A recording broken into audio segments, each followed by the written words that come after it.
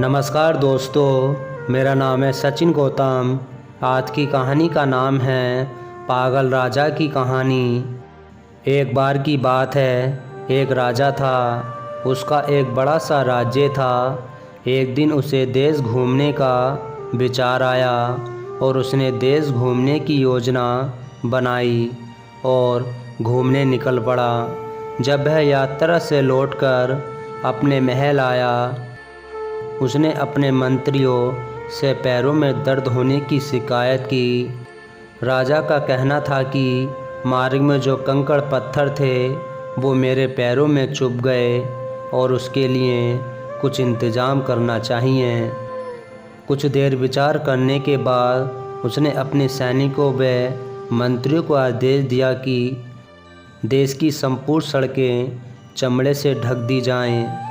राजा का ऐसा आदेश सुनकर सब सख्त में आ गए, लेकिन किसी ने भी मना करने की हिम्मत नहीं दिखाई।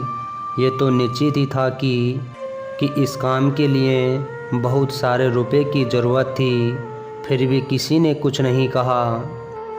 कुछ देर बाद राजा का एक बुद्धिमानी मंत्री ने एक युक्ति निकाली। उसने राजा के पास जाकर डरते हुए कहा कि मैं आपको एक सुझाव देना चाहता हूँ। अगर आप इतने रुपयों को अनावश्यक रूप से बर्बाद न करना चाहो तो एक अच्छी तरकीब मेरे पास है, जिसका आपका काम भी हो जाएगा, अनावश्यक रुपयों की बर्बादी भी बच जाएगी। राजा आश्चर्यचकित था, क्योंकि पहली बार किसी ने उसकी आज्ञा न मानने की बात कही।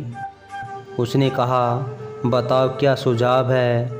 मंत्री ने कहा कि पूरे देश की सड़कों को चमड़े से ढकने के बजाय आप चमड़े का एक टुकड़ा का उपयोग करके अपने पैरों को ही क्यों नहीं ढक लेते। राजा ने आश्चर्य की दृष्टि से मंत्री को देखा और इसके सुझाव को मानते हुए अपने लिए जूता बनवाने का आदेश दे दिया। आपको हमारी कहानी पसंद आई हो तो प्लीज़ लाइक और कमेंट और सब्सक्राइब करना ना भूलना। मिलते हैं आपको अगली वीडियो में। जब तक के लिए नमस्कार।